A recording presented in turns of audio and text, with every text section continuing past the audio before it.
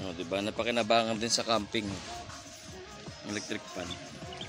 Oh, nakadikit lang sa solar. Ayun ang solar panel natin. Ayun.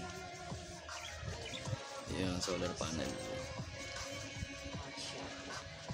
Okay. Kuha siya ng ilang volts. O, nakakapag-harvest siya ng 15 volts. Okay. Tapos nakakonect lang sa electric fan. Free electricity. Diba? Ayan. Tanggalin ko yung ano ko. Cellphone ko naka-charge. Tanggalin ko. Nag-WhatsApp kami kasama sa kanya. Nag-ikot ako, Okay. hindi ko lang kinukuha niya na to doon. Didikit ko rito. Sa mga ano may alcohol na sinasabi. Ay, yun doon lang po. Kinuha niya lahat. Oh.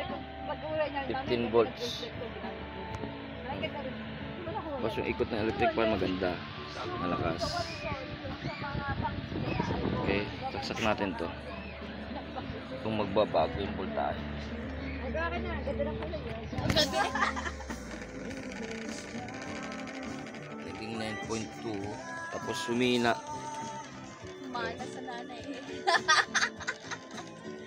Nina. Ngayon tatanggalin ko. Kang malilingat dyan. Tanggalin ko. Natin lalakas yung ano. Siharami tayo ng gold. Yan, bumili siya electric fan. Tumaas yung voltage.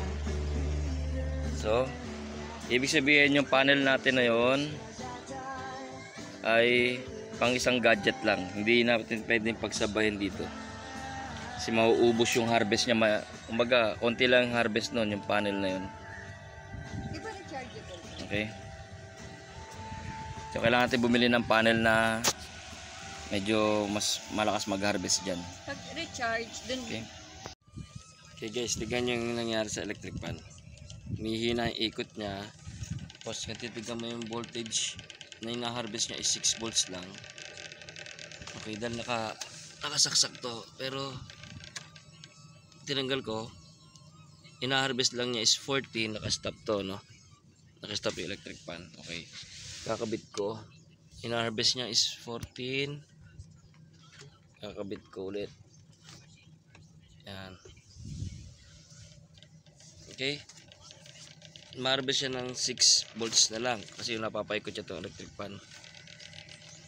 Okay. Pero yung panel natin nando doon. Okay, yan ang panel natin. Okay.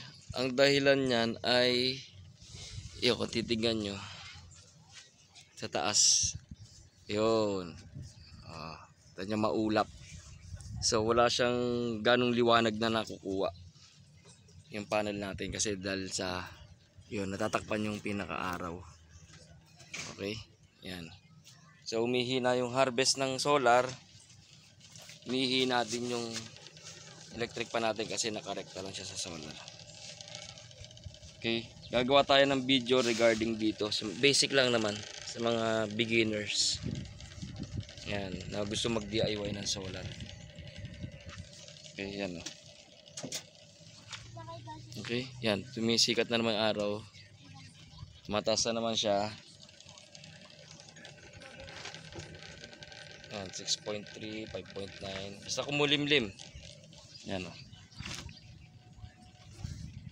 Kasi may ulap doon sa taas. Okay. Okay. Ayan, balik tayo.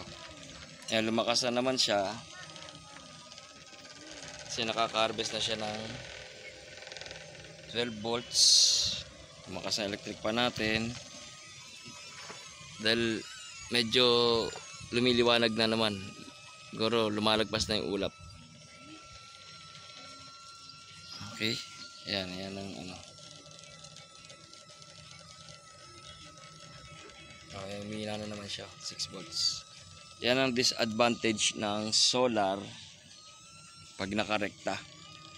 So, kung wala siyang battery storage. O yan o. Wala siyang storage o. Nakarekta lang sa ano.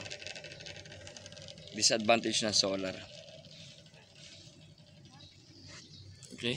Yan. Next time na video natin abangan nyo.